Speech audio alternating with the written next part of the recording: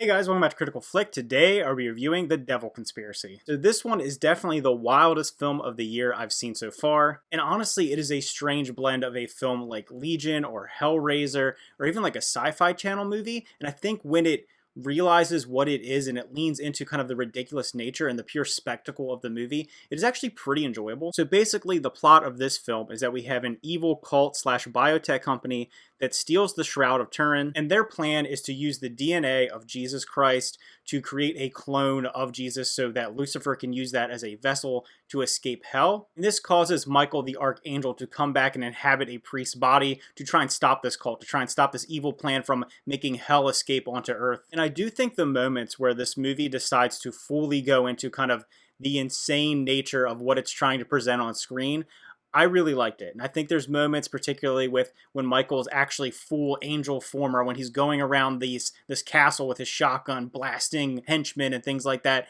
It really works. And even when the soundtrack of this movie leans into kind of this cathedral mixed with hard rock, it's really what people want to see from a genre like this.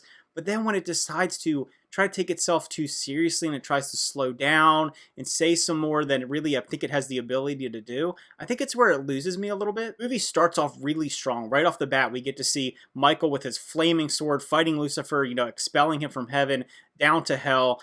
And those scenes were awesome. The moments where we get these big, powerful battles between good and evil and the things that, we want to see, the spectacle there, it's pretty awesome. But those were too far and in between in the film for me. This reminds me very much of films that I liked growing up. It feels like something ripped right out of, from the late 80s to the early 2000s. It's things that we don't see today.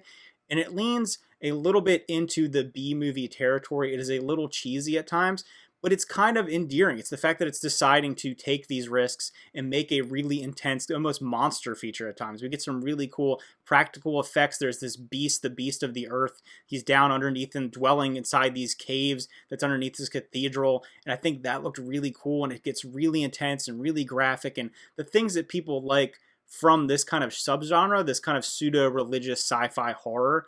And I think it's great. I think when it does that, it's great. But like I said, it just doesn't do enough of that. And I think the acting actually wasn't half bad in this one. Alice Ewing, who plays Laura in the film, is kind of the lead character that is being forced to give birth to Jesus. She's forced to give birth to this kind of embodiment of the devil being inside of her. And she has to play a character that gets possessed. She has to play a character that's going through the worst possible experiences that someone can go through. And I think she's convincing in doing so. And it's hard to pull off that kind of body horror and those weird movements of someone who is possessed by a demon. I think she does a really solid job. It's kind of a performance that I feel like doesn't get a lot of credit. Whenever someone has to play someone like this, someone who's possessed or is like demonic in any way, it's really hard to pull it off and make it convincing, and I think she does a pretty solid job of that. Joe Doyle, who plays Michael, also does a pretty good job himself, having to play this kind of really stoic and powerful angel character, but too much of this movie is spent with him just getting beat up. The guy is just constantly losing over and over again. I would have loved to see him kind of have more battles. I would have liked him to look a little bit stronger, a little bit, more interesting when he's on screen. So much of it's him just spent chained up or beat up or just constantly getting thrown around. I get that he's in a human body. It's fine the way the story's written, but I wanted to see these big epic battles. And I don't feel like we ever got there. I feel like it keeps building up. It was really interesting. It starts off with this really unique story. It could really go off the rails and make it really something incredible to watch on screen. And it just feels like it wants to hold back all the time. And it probably is constrained by the budget of this film. I know it's probably not the biggest budget in the world, and there's moments where you feel like you're going to get there. You're going to get this big epic battle, and it just gets cut a little bit short. One thing I will say about the movie, it is incredibly graphic, especially in the third act of the film. Almost too graphic, I think, for most audiences. It didn't bother me too much because obviously I grew up with a lot of movies like this and B horror movies and things like that.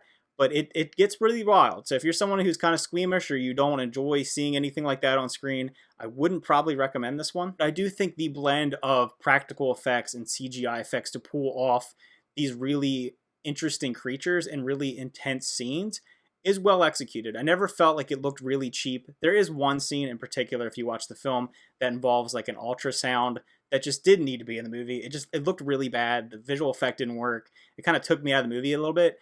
And the movie does that a couple times. It interjects kind of dark humor in a way where, the devil, it's kind of how the devil is. In movies, we've seen demons where they're kind of disgusting and just go against every cultural and societal norm.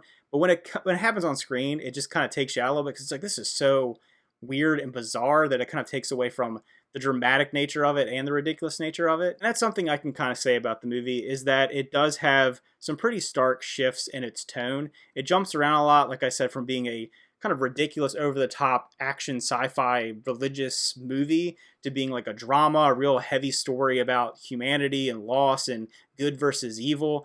And then other times it's something else. So it really is kind of a grab bag. But overall, there was enough for me to take away from it to enjoy, especially a film like this that doesn't get made a lot. I feel like movies like this especially don't get put in theaters anymore. And with kind of the climate of today, having, not many movies to put out, it was enjoyable to see something like this on the big screen. It reminded me very much of stuff I enjoyed in like my early teen years, but may not be for everybody. So if I were to rate The Devil Conspiracy, I would give it a 6 out of 10. It is not terrible, but it had the opportunity to really go there. And I feel like it was held back just a little bit. I think people might enjoy it. I think people might hate this movie, but there is like an ability to see something in there. There was like a vision in this movie that I feel like they wanted to capture, and it just wasn't able to fully develop into that. So for that, I just can't give it much higher of a score. So again, thanks for watching, and if you checked out The Devil Conspiracy, let me know what you thought about it in the comments below. I don't know how many people are going to check out this movie, but with not a lot coming out in the past few weeks, it's definitely something, if you're into this like sci-fi slash pseudo-religious horror, something like Legion or something like I said before, let me know what you think about it. Remember to like and subscribe, and see you guys next time.